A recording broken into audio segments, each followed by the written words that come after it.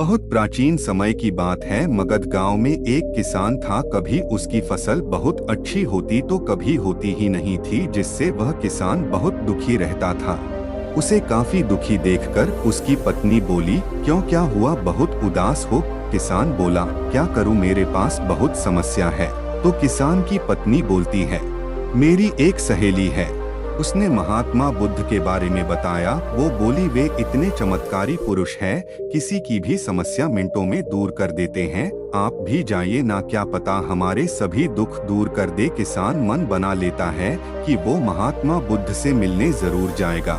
अगले दिन किसान किसी से पूछकर महात्मा बुद्ध से मिलने निकल जाता है और महात्मा बुद्ध के आश्रम में पहुंच जाता है और उनको देखते ही उनके चरणों में गिरकर प्रणाम करता है और अपनी सारी समस्या भगवान बुद्ध को बताने लगता है। गुरु, मेरी फसल कभी बहुत अच्छी होती है तो कभी कुछ होता ही नहीं। मैं बहुत परेशान हो गया हूँ गुरु जी। कभी कभी तो मेरी पत्नी अच्छे से रहती है और कभी कभी वो मुझसे बहुत लड़ती है, तो उससे भी बहुत परेशान हो जाता हूँ। और एक बेटा है, वैसे है तो बहुत अच्छा, पर कभी ऐसा व्यवहार करता है, लगता है मेरा बेटा है ही नहीं। ये सब बातें गौतम बुद्ध शांत होकर बड़े ही ध्यान से सुन रहे थे। तब किसान बोला, गुरु आप कुछ बोल क्यों नहीं रहे हैं? मैं आपसे अपनी समस्या का समाधान पूछने आया हूँ और आप मौन हैं।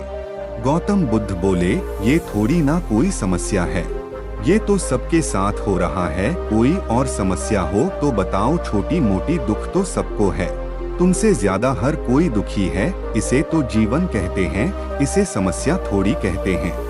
किसान बोला, मैं तो आपको बहुत ज्ञानी पुरुष समझ रहा था, पर आपको तो कुछ पता ही नहीं। काहे का गुरु बने फिरते हो जब किसी समस्या का समाधान ही नहीं है? तब गौतम बुद्ध कहते हैं, तुम्हारी इस समस्या का कोई समाधान नहीं है, पर जो दूसरी समस्या है उसका समाधान है।